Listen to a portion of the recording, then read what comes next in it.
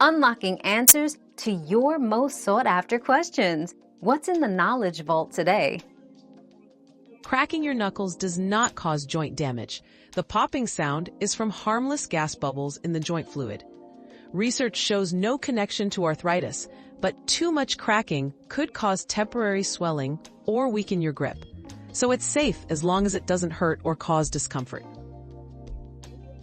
We've quenched today's curiosity, but there's always more to learn. Keep the curiosity alive by subscribing and joining us for our next adventure.